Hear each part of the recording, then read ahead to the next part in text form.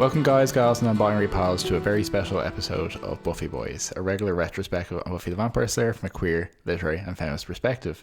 My name is Joel, I was one of your hosts, and with me as always is my other amazing co-host. Brian, hi. Hi Brian, good to see you. Good to see you too. Weird.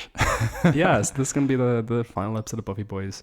I mean, you know, I think like we can leave the door open if we ever, like, if there's ever a revival of Buffy. It doesn't look likely with the Joss Whedon stuff.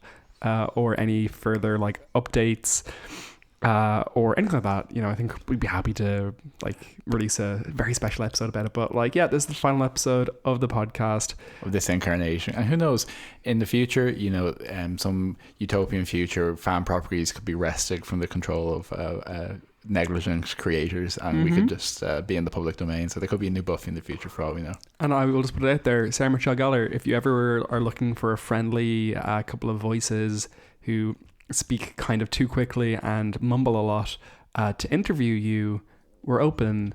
It could be novel. Yeah, exactly. We will open our relationship to you as well, I'll say. Sarah Michelle Gellar. It's amazing that when you do this for so long that, you know, the opening of the podcast and all that is such like muscle memory that when I try to say something different this time, I think it's my fourth take of just trying to start. Yeah, it's pretty impressive. Like when we started a podcast, like it's very funny because the first like we had this idea when we started the podcast that we wanted to have like a bank of episodes to start off with, so that when people wanted to listen to the first episode, they could llisten to the first 3 episodes, which is what people are doing with television now. Yeah, exactly. Mixed results. Yeah, which I think really works. I listened to a podcast last week. It was about it's a Brooklyn vegan podcast, and they're a kind of punk emo site about music, and they had a podcast last week, and it was an interview with Barry Johnson from Joyce Manor. Got to the end of the episode and I was like, I'd love to listen to more of this podcast, and there hasn't been any released since. I do think there's a little bit of a stoppy-starty nature to that kind of stuff that like doesn't work, so I think that was a good idea. But that being said, we did torture ourselves because we spent the first like we decided to record it. We sat down and we did it in like probably like July 2018, and then we recorded 3 episodes between then and January of 2019, and then started releasing the episodes in January. And we put like so much pressure on ourselves to edit the episodes, and like really you were removing every tiny bit of noise or gap or space. And I was about to say it is like, they still sound like shit. We're not the first people to start a podcast, and there's so much information on how to do it, and I think there's probably better information now even than when we started. But it is a fascinating thing to look back at the learning curve where like the editing process of the early episodes was a turgid, overwrought affair, and when you can see in a wave format, every time you have an or you stumble, or you know, you kind of recognize that, or in Joe's specific case, I did do that a lot, and it does become a bit of a telltale, and you can't really resist the temptation of editing all that out, which sounds insane. It's the audio equivalent of what they did with the Buffy remastered episodes, where they just smooth everything out to oblivion. But I was convinced when we were actually coming into the when we had to start recording on a weekly basis, I was like, there is no chance we're gonna get this done, because it took us like 6 months to record 3 episodes. We're never gonna be able to do it on a weekly basis. We did do it. We got faster and got better, I think, as well. Yeah, we did it for like 3 years consistently, and then a little bit longer inconsistently in terms of the Angel episodes, which we always highlighted were never going to be consistently released.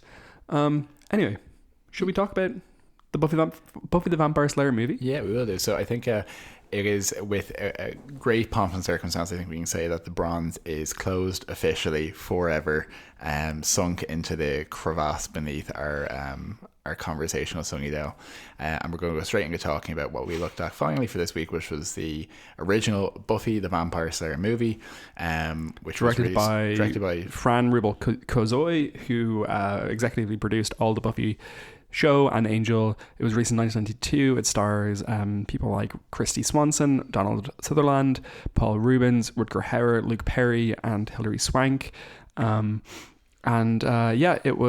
It was the writing credit on it is Joss Whedon. It was his story, and Fran Rubel-Kozoi brought this to Warner Brothers, I want to say, but 20th Century Fox. 20th Century Fox. But like the story here is that, like, he brought this story along, he had this idea, and what actually happened in the end was that he walked off set after a while. Because so much of his content was being rewritten, a lot of which actually comes up in the series. Like the burning of the gym never happens in this movie, but it does in the so show. You're saying Joss Whedon walked off set because he felt he's been treated unfairly in a professional environment? There's a line on the Wikipedia page where he says that he walked off the set because of Donald Sutherland's behavior on set, because he was entitled and difficult to work with, and he had a penchant for improvising or altering his lines, which is what an origin story. Like, it's so funny. About 10 years ago, I would have read that as being like Donald Sutherland, what a bastard. Yeah. And now I'm like, no, that's fine. So I think this was actually an interesting experience. I'm kind of glad we did it at the end rather than early on. So this is it's quite an odd animal to discuss. So I think originally going into my Buffy fandom and kind of rewatched the podcast, my understanding was that these are two very distinct properties, and I often thought in a binary of like, wait, you had to love one or hate the other, Mm-hmm. And that generally the people did. I found it recently, I actually, now that we finished the podcast for the first time, I started actually listening to other Buffy content out there, because I felt like I'd be contaminated otherwise. If you're listening while you're recording. Yeah, I just thought it'd be too confusing for me personally to listen extensively to other Buffy podcasts. Look, we're dipped into like Slayer Fest and like all that kind of stuff. But this is something I actually kind of I did a deep dive on something, and they reviewed. As a horror podcast, they reviewed the Buffy movie in question, and what made me realize was there's some people for whom they love this film, but also specifically people who saw the film as teenagers when it came out before the TV show was there and have a deep love of it in that way as well. So I think it was an interesting one to watch. I think of as just a film experience, and also how it was an initial draft at many of the similar ideas which are in the TV show, and how effective it is on those different fronts. That being said, it's not. When was the last time you saw this film? So the last time I saw this film was when we watched it together in 2013 or 2012. We were in my parents' attic. Yeah, we were watching it on my laptop. I want to say probably laptop screen. And I haven't watched it since. It's not the film I remembered in many ways. It was different, and it was an interesting watch, but I think my weird takeaway is now that I'm not predisposed to hate it, I very much went in and I was like, I think I'm mature enough to appreciate this film on its own merits, if it is a camp film, if it is a weird B movie, a first attempt at these ideas. So my initial hot take is, I think, even with an open mind, I think it's not a very good film. Yeah, my issue with it is not that it's campy or silly or fun or anything, it's that it's nothing in any specific direction, and it's not hugely enjoyable to watch. Yeah, so it's a very tight 86 minutes, which only a few. But it's not a tight 86 minutes. It's very short. But it's very short. But there's no tightness to it. It's sprawling and weird and meandering. 85 to 90 minutes is usually the ideal length for a horror film. That's a sweet spot. And this doesn't use its now this, I will say, I'll get into this. Things I liked about it, things which were funny to watch. It's an interesting artifact, but it doesn't use its time well. No. And if anything, the first half of the film breezes through kind of all the backstory and all the setup for the Slayer stuff and everything to do with her equivalent Watcher here and all that. I'd also say, even the introduction of Buffy, you're the Slayer, it's kind of a blink and you miss it moment. It's really not impactful. And then the second half of the film is actually really unfocused and kind of really drags compared to the first, which is almost a blink. As you say, a lot of it is blink and you miss it. But the premise here is broadly similar, as you might expect if you've never seen this film or don't remember it, to our beloved actually Buffy Ann Summers. So Buffy is very much a Valley Girl template. She's older though. She's a senior, whereas in the Buffy show, she obviously starts the show as a high school sophomore. So in the continuity of the show, the equivalent events here pre-Sunnydale, just she would have been 15 when she was called, essentially. And she's probably 18 in that's a good show, actually, yeah. So kind of similar premise that she is in this very Valley Girl lifestyle in Hemery High, in near LA, or kind of in the LA environs. Which it's in LA, yeah. Yeah. And there is a single, we see kind of flashback throughout history throughout the last 1200 years at the very least, if not more, there's been a single master vampire, or at least a single. It's very unclear what's actually happening vampire wise outside of this very specific plot, but it's implied that there's one master vampire, Lothos, who's played by Rutger Hauer, who is probably most well known for being the antagonist Roy Batty in Blade Runner, the original Blade Runner. Is that Roy Beatty? Maybe I'm pronouncing it wrong. Maybe Batty has just slipped into my vernacular. There you go. The antagonist, what they call them in that one, replicant. In that Tears in the Rain. Tears in the Rain speech. Yeah. Fantastic role. I'm going to tangent here because I might forget to come back to this about Rutger Hauer. He also played the Heg vampire in a maligned remake of Salem's Lot, which starred as the protagonist a very young Rob Lowe. Okay, so not a remake then, but a remake of the TV series. Oh, really? So we're talking in between the original TV series, which I think was in the 80s. Mm-hmm. This is like a mid-90s type thing. Right. So you've never heard of it. I only know this because I was reading about Salem's Lot recently. And Rutger Hauer was in it. And funny enough, I'm talking about kind of difficult behaviour on set. In Rob Lowe's autobiography, he it is Roy Batty, by the way. Roy Batty, okay. Sure. In Rob Lowe's autobiography.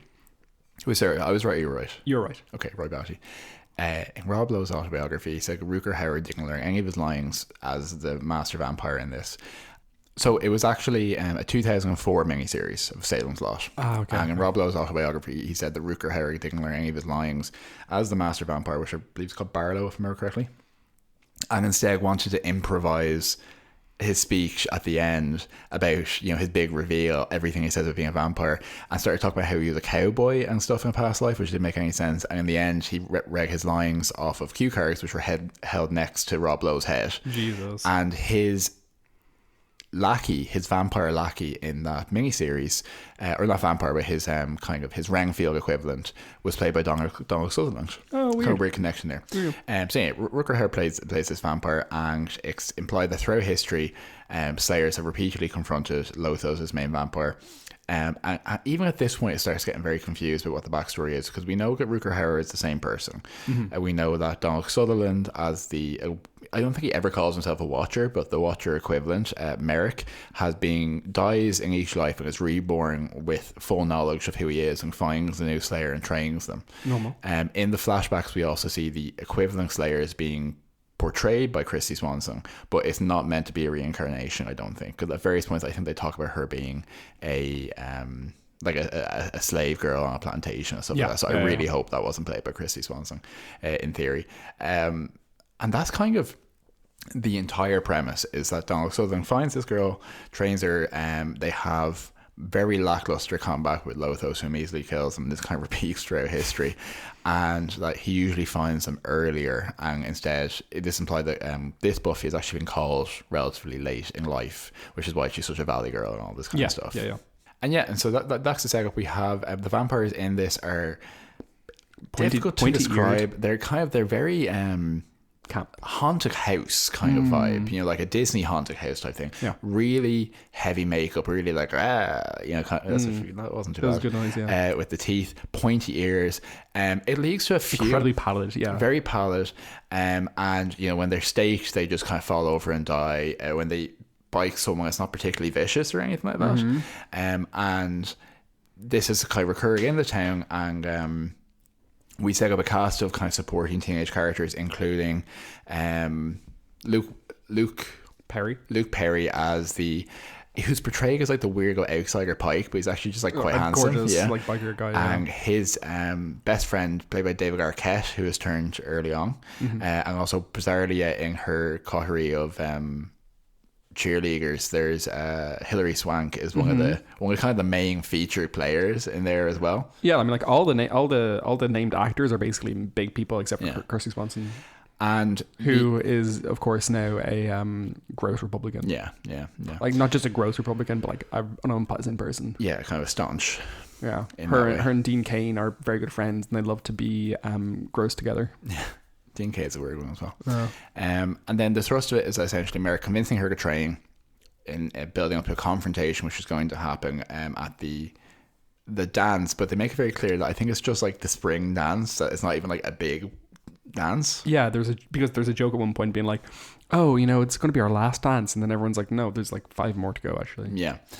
And in between that, the various teenagers who've been introduced get picked off or harassed or transformed into vampires, and we just see kind of very meandering vignettes of vampire things happening. Paul Rubens, who is probably most well known for playing the long-running children's TV character Pee Wee Herman, is the main vampire who had a name that we didn't even pick up until we saw it in the credits. When I was reading the like summary of it, I was like, Amelin, yeah, I think. Are you fucking sure? And he carries most of the actual comic action, and I think he's pretty funny for what he's doing. It's not. He's a funny guy. He's a funny actor. His character is straight out of another movie. Yeah, and then at some point, I want to say about 2/3 of the way through, they have their first conversation with Lothos.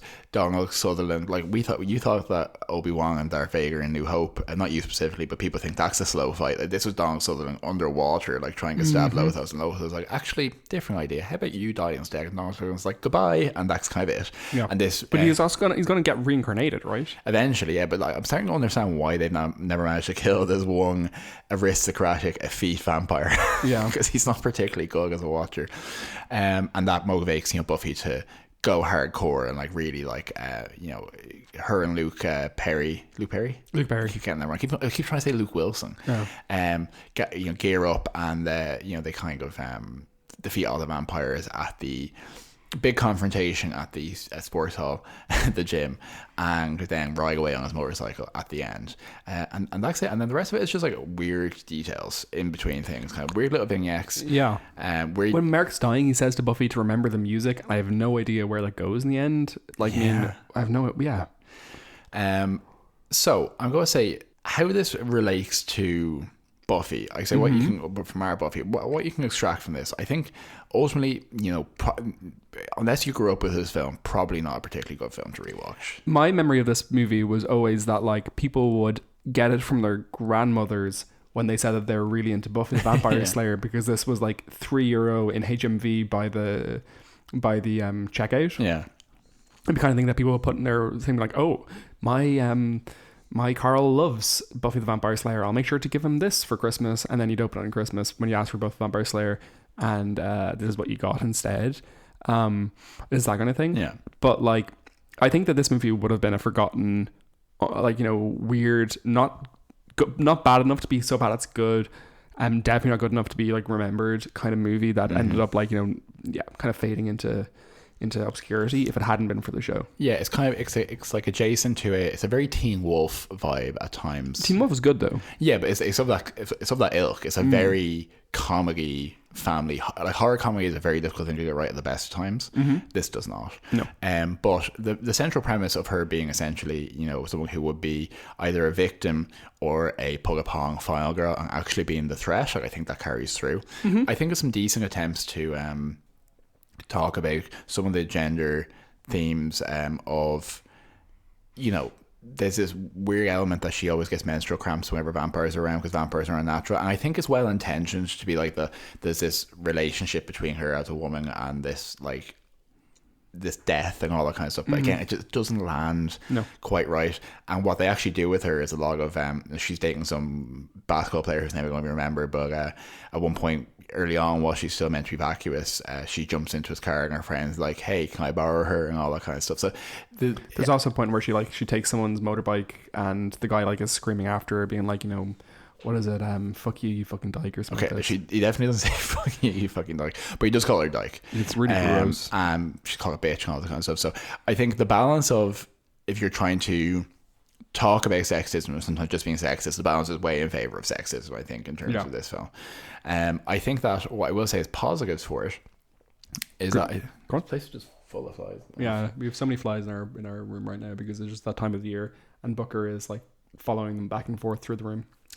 So I think a lot of the supporting performances in this are by very good actors doing their best. I think Rutger Hauer does okay. I think his role is weirdly inactive or like really passive, but I think he's a compelling presence. I think Paul Rubens absolutely does his best with this, even though it's not for me, but I think he's a very good actor. I think Hilary Swank was weirdly quite entertaining in a supporting role. Oh, she's a great actor. And I think the relationship between Buffy and Merrick as Slayer and Watcher, it was too. The whole thing was too short, but I actually thought it was quite good. And they had some promising elements to it. Yeah, they had like 2 scenes that were genuinely quiet and sweet. And I think he was weirdly like, like quiet and like dreamy in some ways in terms of his conversation, which was kind of compelling. And some of the visuals were pretty good and like just surprising in terms of some of the choices they made, like very colorful and very vibrant. So yeah, I enjoyed those parts of it. Yeah, I like Merrick as a name as well. You can kind of see like the Joss Whedon like inclinations here, but I also think that like what happened here is that like essentially, because like we know that like Joss Whedon's a very good, very talented writer. What's probably happened here, what seems to have happened here, is that the production company has gotten in the way of something that could have been like quite impactful or interesting or unusual. Apparently they removed a lot of the jokes that he had written because they thought they were too obscure. We now know that those kind of jokes are what Joss Whedon built an empire on, you know.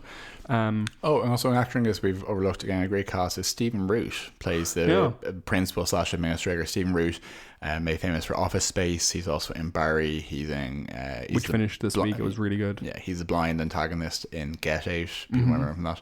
Great actor, love him in everything, and he's far too good and funny for this, I think. But just by being in a scene, he's like quite entertaining. 100%.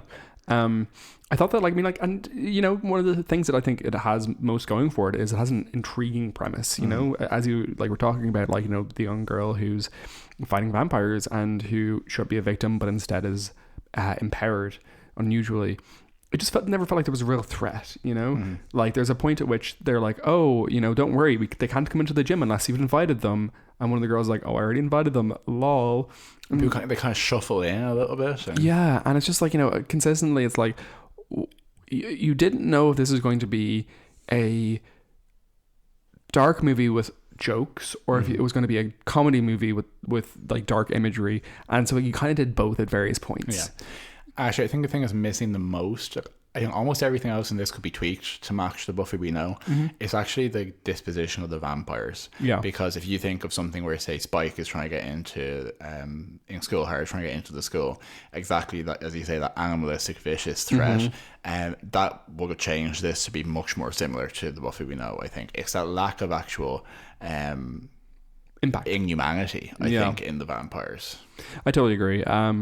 And like, I mean, like, I think Kirsty Swanson did a great job of it. I don't think she has a patch on the charisma and like warmth and intelligent delivery. I'm not trying to comment on her intelligence at all, but I think there's like a level of like just a level of intelligence in Buffy's every action where she shows a deep emotional understanding of things, even when she's not being a great student or whatever. I think is really missing from the performance in this, where like I think Buffy as a show, what it kind of tries to communicate is not that Buffy was a vapid teenage girl and then became this. It's that Buffy is someone who had like no real reason to portray anything but the kind of like, you know, shallow teenage thing, because that's what teenagers do. Like, you know, you're a shallow teenager, and that doesn't belie the fact that like you can have you can't also have depth to your character. And like as a show, it really goes deep into like inspecting Cordelia's character and how she has a depth and genuine honesty and warmth to her, where I think this show, this movie, you know, the Valley Girls are very much taking the piss out of. You have Hilary Swank doesn't have a moment of like a saving grace to her, you know. She it's Buffy, very broad. Yeah. And like, you know, Buffy is like, you know, she's interesting because she's not that, whereas I think Buffy in the show is interesting because she still wants to be that. Yeah, you know, she would love to have a normal childhood, a normal teenage years, and instead that's taken away from her. Whereas in this, it kind of feels like, oh, here's what's interesting about you, or here's something that you're given that, like, you know, finally you can be as cool as the boys, kind of thing.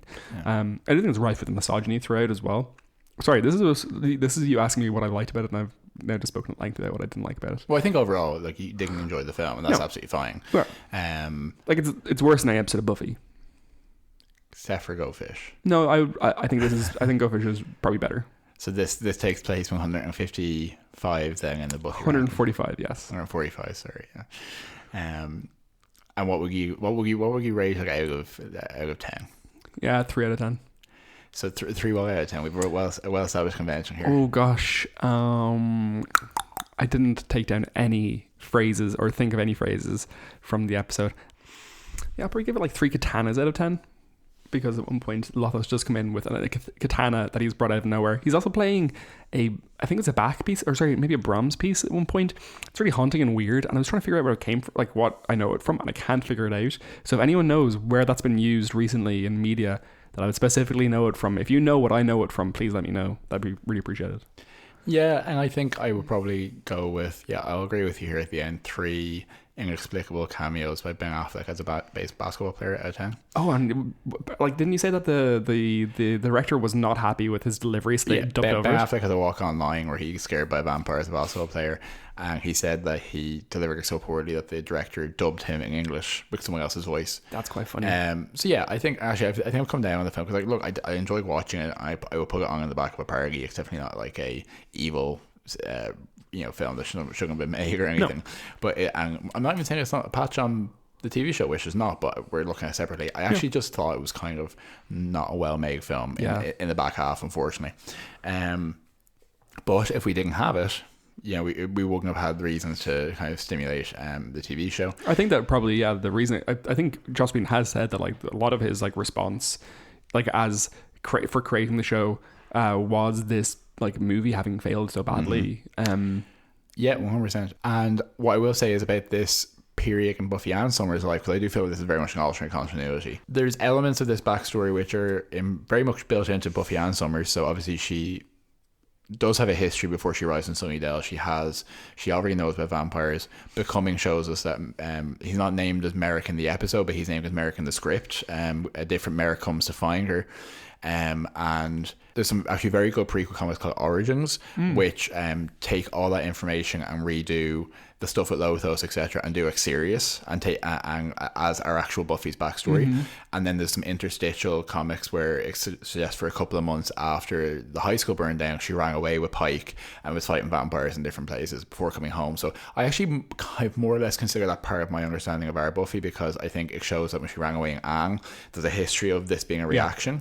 I think it gives parallels with her and Faith, because Faith is running from Kakistos when she comes to town, and she's also had this difficult experience. So I'm perfectly happy with all that. I think that's being salvaged. And I think that's probably the best stuff to come out of the film.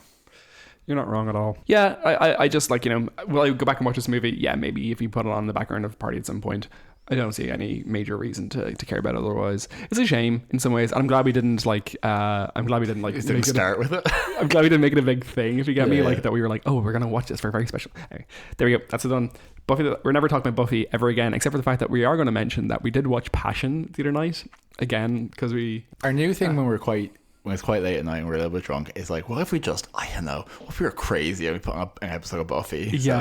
So and we've been, like, going through different ones. We put on Passion. It's so fucking good. I love it so much. It's so dark and weird and scary, and it's, it's not unusual. It's not a bizarre episode of Buffy. It's just really impactful and scary and well acted and well written and tight.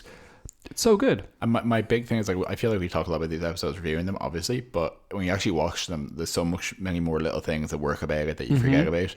Like, there's a whole thing about Jenny talking to the magic shop owner, which is like a good interaction. There's Angel pretending to be a kind of an unhinged college age boyfriend and approaching Joyce at her car and telling her that him and Buffy have had sex, and then Buffy revoking the invitation to the house. There's all these little things which tie the big moments together and just work so well.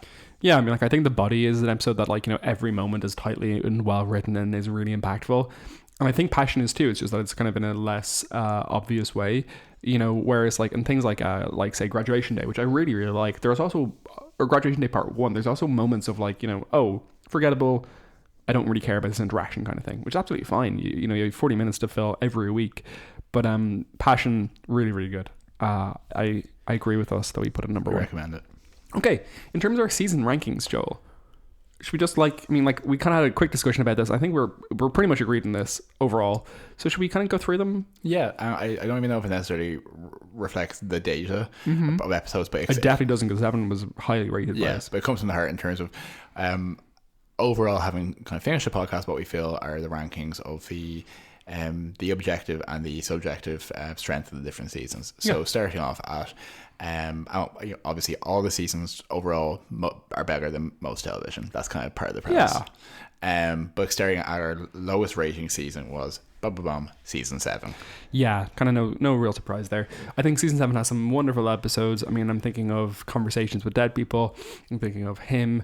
I really like that episode. I love Selfless, and I love. I think the opener is quite good. The opener singular, and obviously Chosen is a wonderful episode. But my God, the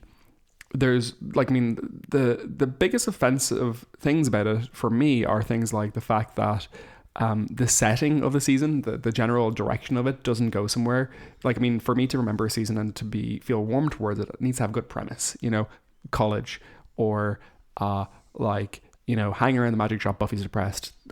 Not the best of any of them, but it's definitely interesting. Season 7, they're hanging around the house and making a Slayer army full of people who we don't care about or like, but we have to put up with, i.e. the potentials. One of its saving graces is that it's focused on Dawn a good bit as a central premise. But yeah, overall, it is such a slog in the middle. It's unbelievable. And then even towards the end, it's so weak. Yeah, so I think it's a season which is perfectly enjoyable to watch if you take individual elements and try to enjoy them. And I think if you get to season 7 of the show, you're a big Buffy fan, you love these characters, you just want to see more of them. But I think it comes lowest because it doesn't really have merit as for non-fans. Yeah, there's very little in this season, and not everything should be accessible to someone who's not regularly watching the show, but this is the least where there's something there you could just put on. It's kind of like, okay, I want to see how this ends, which is very valid, but it kind of doesn't stand on its own feet as the rest of the seasons, I think, really do. Yeah, and I think one of the things that really, ironically, in the sense that you kind of feel like, oh, this is going to go somewhere. They're going to really focus on the high school setting again. You're going back to the beginning. Yeah. It doesn't. It just doesn't go there. It doesn't bother. It focuses on things we don't care about. And it makes Buffy unlikable at times. So plenty to enjoy. I think if we watch it casually, there'd be a lot of oh, that's a funny thing that's happened, or that's interesting. Some great imagery and great additions to the lore, but a weak season overall. Yeah. Okay, next up we have season 1. Yeah. For me, I could be persuaded to put 6 here instead, which, surprise, 6 is going to be number 5 on our list. But season 1, I think, has a lot of awkwardness to it. I think the opening 2 episodes, I think they're kind of bad. As in, I wouldn't stick them on hoping to really enjoy them tomorrow. Episodes even things I really like from this season, Out of Mind, Out of Sight, or Nightmares, or the puppet show, while I find them corny and fun and really enjoyable and so lovely to see our characters becoming characters and are becoming our friends, essentially. It also it's badly written in lots of ways, it's badly performed in lots of ways, it's all over the place, it's kind of silly, it's kind of hokey. Prophecy Girl is amazing though, and so is Angel.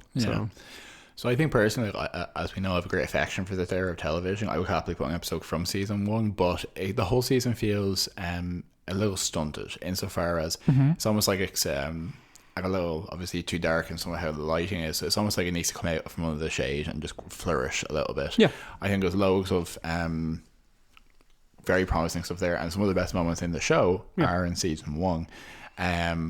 But it's anticipating something better, I think. And even if you take out the season of the show by itself, it's a stronger first season than many shows. It's definitely stronger than Firefly or that sort of thing. 100%. But it's a stronger first season than Angel as well. Yeah, absolutely.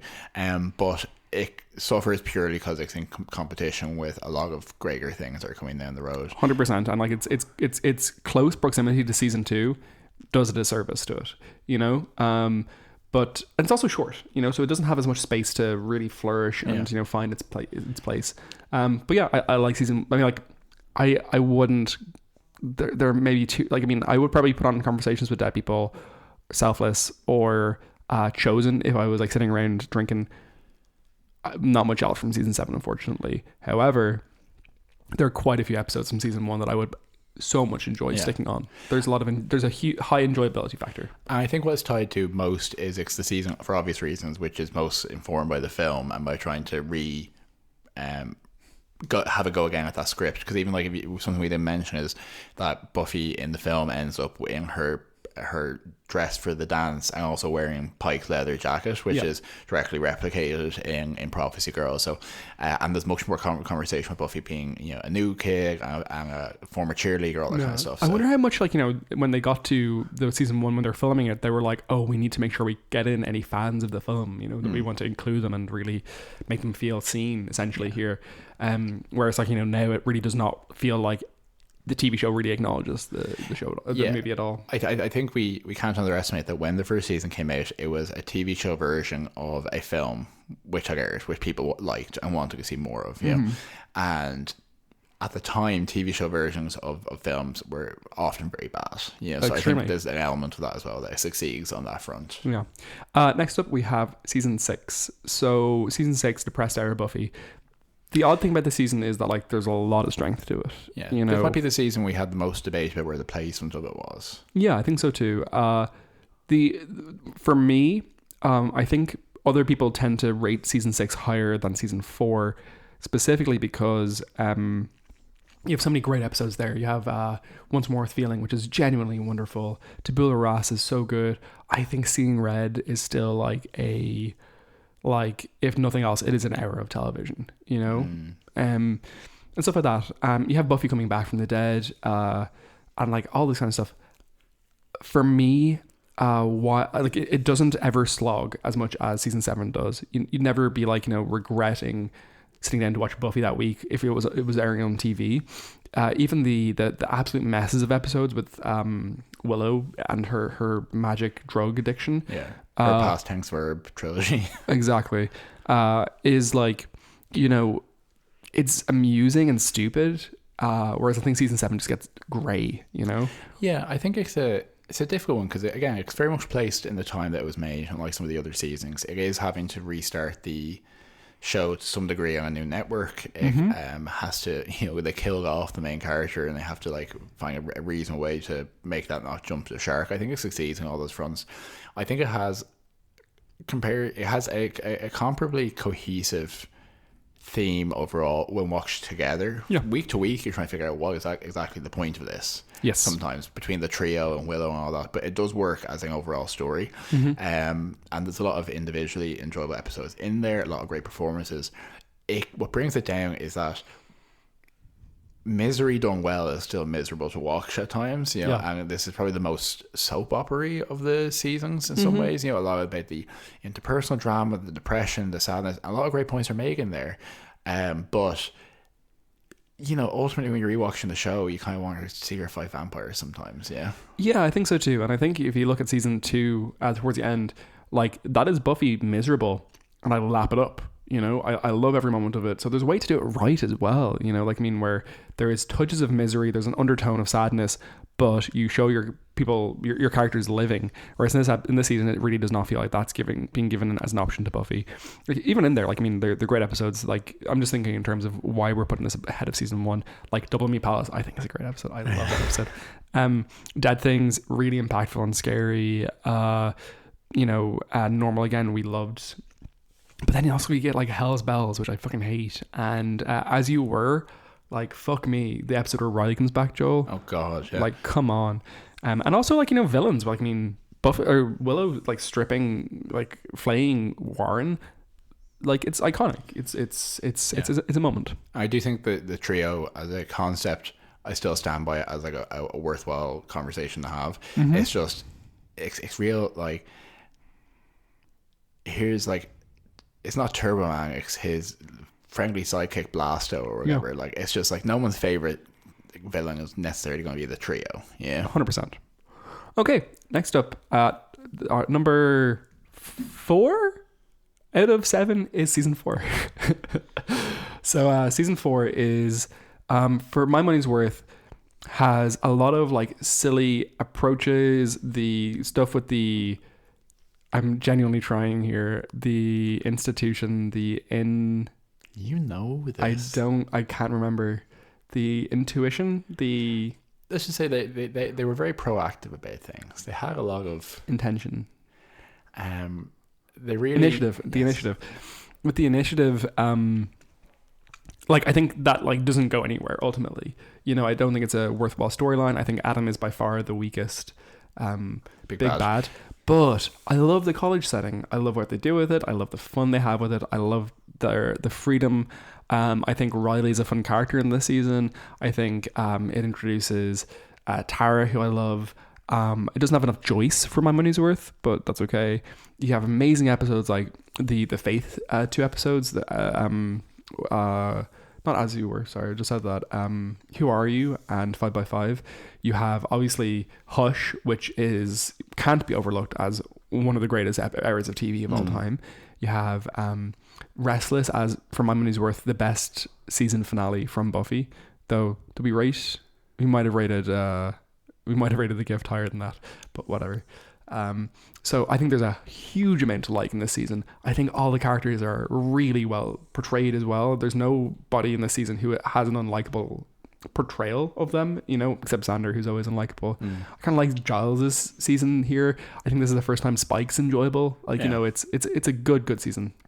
Yeah, I agree with all that. I think if I had gone in cold, I would have been like, I'm not a big fan of season 4 because, as you say, Agam is by far the worst big bad, and the initiative is ultimately a bit of a damn squib in terms of concept. I 100% see what they were going for. It just didn't work. Yeah. But sometimes with a show, you have to ignore the main quest and go on your side quests. And I think a lot of the setting. I've always loved the college setting. I've always thought the show had a lot of hurdles to cross in terms of having to evolve the premise, and it kind of almost always manages to do so. Yeah. The first one here being this was a show which was conceived and which works best as a high school show, and they managed to make it something else. If this hadn't been successful, the other 3 seasons after this are successful ultimately. I don't think any of them are bad seasons of TV. And it's because this show that they can't still do this after season 1. And there's a version of this show which is like, Buffy, this great show about this high schooler, and then they had that one weird season where they went to the college years, and they got cancelled, and that's not what happened. So true. So I think individually it's probably arguably maybe the most fun season, or has a lot of episodes which are straight up like the soundtrack is like do do do. Yeah, it has a lot of silliness to it, like the roommate stuff, and like the introduction of Spike as a comic element specifically. Hush is quite comic in a lot of ways. Oh, it really is. Yeah. So I think it's a season that really focuses on Restless has comedic elements to it as well. Having fun with Tara. Great. So there's a lot to like about it. It's just this is the beginning of the gay shit in Buffy in lots of ways. Yeah. So I would absolutely put on a college age episode. 100%. I do think season 4 Riley, aside from the fact of he's in the initiative, he's actually quite a likable character, and I think Matt Lucas, likable actor, does a lot with it. It's season 5 of Riley that I've heard problem exactly, with. And that's it's actually not Matt Lucas's fault. It's absolutely the writing. Yeah. On the other hand, you do have episodes like Where the Wild Things Are, which is total trash and unwatchable in some ways, or things like that, which are not enjoyable. The episodes, I'm trying to think what the worst episodes of season 4 are even, and there's nothing hugely standing out to me besides Beer Bad, which I kind of enjoy. It's kind of hilarious, really. It is kind of hilarious, and I would sooner watch that than a mid-season 7 episode for sure. Anyway, I like the season 4 stuff. I'm fine with it. I'm comfortable with it. Okay, next up at number 3 we have season 5. Great. So season 5, I would have said for a long time was my favorite season of Buffy, like a long time, and it's because it was the season that I kind of got introduced to Buffy when it was initially airing, like late season 4, early season 5. What season 5 has is a great big bad. Glory is wonderful. I really love how she introduces things. I think a lot of people malign season 5 because of the Dawn content, which we are obviously quite big fans of. The Dawn tent.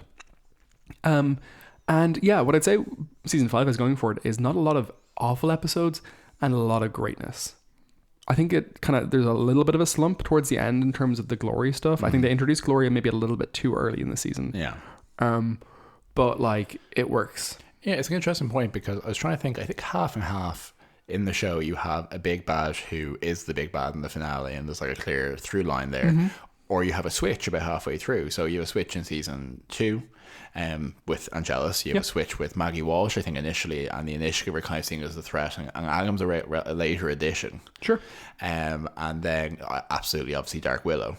And in season 5, I think one of the things we'll go strengthening it is if you thought it was something else, or you weren't clear on what Glory was or how maybe Glory, how Claire Kramer related to Glory for a little bit later. That would have been a good reveal.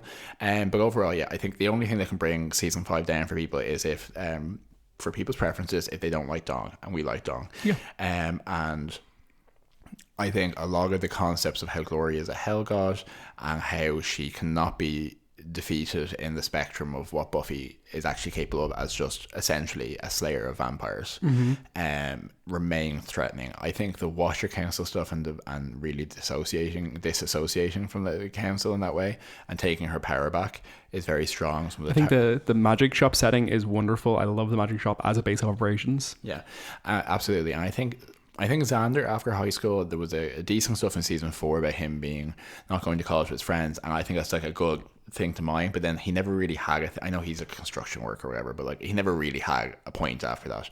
Comparatively, Giles, I think season 4 Giles being unemployed is funny, and then getting his magic shop feat, I think, is a really great pivot for him. I totally agree. I think it really works to bring Giles' character to the fore, and also it gives Anya some of the absolute best content. The season 5 is the Anya season. I love it. Yeah, exactly. Anya is strong in this, and I think it has one of the most really clear main plots in terms of the key. Most memorable. I mean, like if you talk about like the actual machinations of seasons 2 and 3, which are obviously so good, like so twisty, like I mean, like the Acathlon stuff comes in so late. The the Ascension, like, do I understand what an Ascension is at this point? Not really. Do I care? Not really. But like Glory wants to. The Anointed One is in there season 2 early on as well. Yeah, I know. But like Glory in season 5 has been cast out of her hell dimension, and she wants to get the key, which has been hidden in Dawn, to destroy this world and to go back to her hell dimension. Like, and you have to, like, the way it gets closed is that Buffy realizes that it needs to be closed by their blood, and she realizes she can do it herself.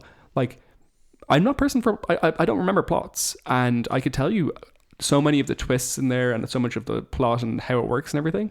Like, it's well written, it's interesting, it's well communicated. It's also the only season, if I think about it, where straight up the main characters and the big bag and all that are all women. There's obviously, because always little bags and women involved and all kind of stuff. There's great female characters, great women characters, but that specific relationship between Buffy and Glory, and then Dawn as this thing between them, and what their love means as sisters, even though she knows Dawn didn't used to exist, she does now. I think all that is really impactful, and it has a clean through line of what's happening. Yeah, 100%. I think the metaphor at the heart of season 5 is strong, and it's impactful and good. Yeah, and I mean, season 5 has going for it as well things like The Body, which is, probably the best made episode of television of all time. It's perfect and beautiful and wonderful. Yeah, we didn't upsetting. rank it as the best episode of the show. It's the best episode of TV, maybe, but it's not necessarily the best episode of Buffy. They're different things. I think Joyce has some great content in the season as well. The Ben stuff is spooky and scary and weird. You have great episodes like The Replacement, which is Xander getting replaced by the confident Xander. You have Spike being able to see that Glory is Ben and no one else. So good. Yeah. You have stuff. I'm like what's his name? Riley Does Go, which is good. You have I Was Made to Love You, which I love as an episode. Things like that. Like I think it's an extremely strong season of TV. Very few notes. Rewatchable. Yeah. Okay. Up next, season 3. Yeah. At number 2. Definitely the most debatable, I think, which comes first, season 2 or season 3. And I think it comes down to probably a certain amount of preference. A certain amount of preference. I think overall, as a season 3 has more strength in the sense that it doesn't have any significant weak points. But I think season 2 has so many incredible high points and so much incredible, impactful stuff that it's impossible to ignore. The overall plot is great. You kind of start off so strong with your faith stuff, and then you continue on through to the mayor stuff, ending with, the Clash of the Titans, Buffy versus Faith and Buffy versus the mayor. It is next level, wonderful, brilliant TV. I love it. You have absolutely. You have a mystery for a lot of the season in terms of what the mayor is actually up to. I think the mayor is probably one of my all-time favorite big bags. I think he encapsulates a lot of the themes of the show, and he is sufficiently different. I think they do a pretty good job of having a very different threat every season. Mm-hmm. And I think watching the show back, I think it's convincing that the mayor was always going to be at the end of this road, from season 1 to 2, that, for this town that is terribly haunted, like this, the guy at the top has to be the threat. I think I love the Angel coming back and being rehabilitated, but also this thread of him being a Scooby for this season.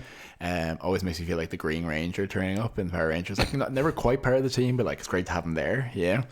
The mansion is a wonderful setting. I think the Faith Buffy dynamic is one of the most incredible in the show and in television. It's such a Faith is my second favorite character in Buffy, I would say. It's a great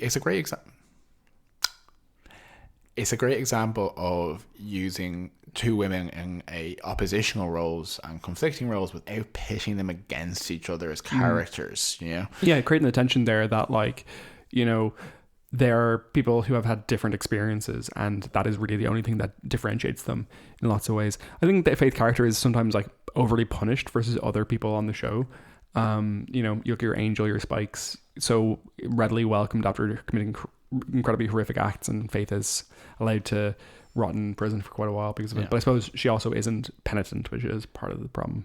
And you also have Wesley in this season as well, who is a great foil. Alexis Daniels is a wonderful actor in the role as well, and gave us, for me, one of the best arcs across the two shows. I think Cordelia in this season really communicates why she becomes, like, such a strong, why she should, like, co-headline Angel. Because, like, Angel as a TV show, like, often was just the Cordelia show, like it specifically is in one instance. And you can really see it in this season. She's a strong actor in this season and a strong character. I think, Xander is a weak link in this season, but also even then he's not hugely annoying, and he has episodes like the Zeppo, which is a great episode, obviously. And I really love season 3. I would have said for years, after I had said that season 5 was my favorite, that season 3 was my favorite. I think I tweeted out, like, before we started doing the Buffy Boys podcast, which is the podcast that we're currently recording and you are listening to, that I think I said that season 3 was my favorite. I've obviously changed my opinion on that, but season 3, wonderful, no major bum notes, I would say. And just a wonderful crescendo to such a fantastic arc and a fantastic watching experience. And something which I think is, a lot of it's still very impactful, I think, for young people. If you're watching it today, there's a lot to glean from it. There's a lot of it, the show, that hasn't aged badly. I think this is a great example of that. And for my money, as someone who's interested in kind of world building and narrative, like, maybe one of the best examples of how you don't have to overstuff things and you don't have to make them cosmic or epic. It is one high school, a handful of teens, and the mayor of this off-brand American town, and that's enough to feel like life and death. Because you never see, like, Ulvacan, it's always implied that, and maybe when we're done here we might destroy the world, but like it never gets to that point. It barely gets out of the courtyard in these kind of things. And they manage to make it matter, and I really respect that. Me too. Okay, and number 1, we have season 2. So this season has some extremely low points. We obviously think that Go Fish is the worst episode of Buffy. That is in here towards the very fucking end in a really bizarre moment. But it also has some of the highest points of all time in TV, I would say. Never mind, and just Buffy. So it's just really good. It's really, really fucking good. You have the 3 incredible 2-parters in this season. You have What's My Line, Surprise Innocence, and then Becoming. All absolutely wonderful. You have passion in there. Just the whole season is, even when it's bad, like, except for Go Fish, it's like quite good fun. The high school setting is so rich and vibrant and scary and weird. You've classic Spike, classic Drusilla. Like just thinking about it, like, School Hard into Halloween, like, it's all so good. Jenny Calendar, just threat. I love Jenny Calendar. It's really high quality. This is the best season for so many people. Cordelia, Willow, Oz, definitely not Xander's best season, and that's fine. I think Giles is great in this season. Buffy is obviously wonderful. The conversation between, I think Joyce is probably her best season, in the sense that you get so much of her. Might be the season she's most relevant in some ways. I think, like, specifically that it is about that mother-daughter relationship. 100%. Like, Ted is in this season, and then at the end of the season you have Buffy coming out to to her. Really, really hot. Really, really. I was going to sound like I was going to say hot. Really, really hard hitting is what I'm going to say there. It's a really good season. It's maybe my favorite season of TV of all time. Yeah, I did recall to me when we watched Passion, the other day, that Joyce's contribution to the family dynamic and to raising a young dog and all that kind of stuff is so strong. Yeah, and like Christine Sutherland is so Christine Sutherland. Christine Sutherland, yeah. I was doubting myself because we just said we're talking Donald Sutherland. Yeah, I know. Yeah. She's so warm. She's warm, and she brings, like, we actually saw a version of Buffy's mother in the film that was drawn so incredibly broadly, and so it made me really appreciate that. Joyce is an annoying mother at times, but she brings real complexity to the character. 100%. Like, even in that episode, Passion, like, she specifically is saying to Buffy, like, I can't believe you've done this, that you slept with a man who's like so much older than you, and I thought you would have talked to me about it first. And they get to the end of the conversation, and Buffy's like, so how did that go for you? And Joyce was like, it was like, yeah, did I get on okay, kind of thing. Was this the first time I've ever done something like that? And it's just like, it communicates just like a warmth, humanity, humanity to her character. It's a great season of TV. The overall arc of, like, Buffy, falls in love with a vampire. He turns evil because they have a moment of happiness, and he stalks her and her friends, kills her friends, and then tries to end the world. And to stop this, she has to try to stop him, and ends up having to kill him and watch him as he's already regained his soul as he goes into like a hell dimension. It is wonderful, beautifully written. It all holds together so well. I really love it. And I think that the Angel Angelus dynamic is one of the most deftly executed situations where we can genuinely love, trust, and feel protected at times by the Angel character. And that same character, without betraying in any way without losing any of his memories or any of his context, without betraying any of his character at that point, can also become the greatest threat. That is very difficult to execute, and I think it really rests on Dave Moranis' performance here, which is so good. Yeah, which is, I maintain, looking back on these episodes, is so, he makes not obvious choices about things, and I think it's a rare kind of, almost, for lack of a better term, have a soap opera style interpersonal romantic. There's a lot of soap opera in the show, yeah. Romantic storyline that I am fully invested in. They make very unrealistic things real. They really do. I love season 2. I don't have enough good things to say about it. It's wonderful. Yeah, absolutely. Best season of Buffy. Yeah. Okay. I suppose that's the end of the Buffy Boys coverage. If you've made it this far, thank you so much for listening to our podcast. It's a weird one. We've already kind of done the ending of Buffy Boys before.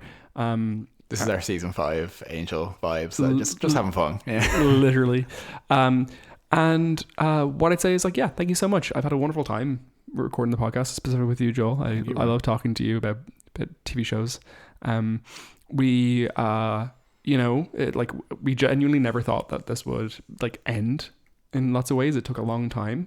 And we're very excited for a bit of a break. We're going to, there's a lot of work that goes into every episode of Buffy Boys, between watching 2 episodes of TV or sometimes more a week. We had to, I spent 3 or 4 hours a week at least researching.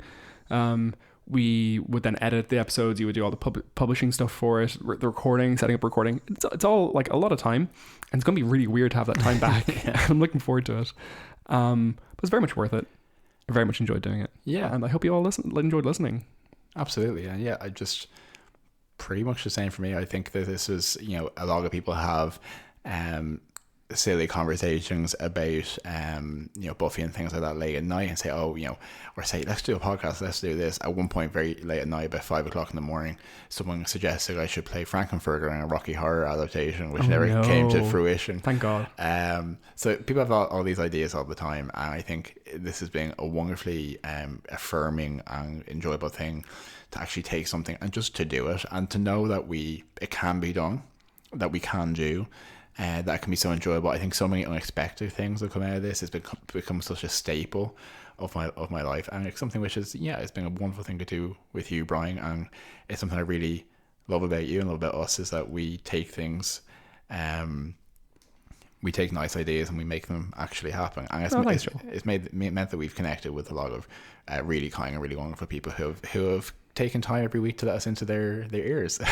Literally, like, you know, I'm so reluctant to take on a new podcast usually, and so many people have listened, not just like the first couple episodes of Buffy Boys, but have listened the entire way through. Some people multiple times, I think, which is so incredibly kind and nice of you, really. I really hope that some people got I know that some people got some genuine enjoyment and learned some stuff from our podcast, which is just like, it's so touching and so wonderful. Yeah, no, absolutely. And I think we always suspected that there was something really worthwhile in Buffy, and in going through it, I think we really were able to experience that. We're able to learn something from the show as well, and from the connection with people. The best things you care about as a fan, connect you with like-minded people, and it multiply the amount of positivity and the amount of kindness in the world. I think this has done that. So yeah, I think this is us here at the end now, and I would say also thank you so much.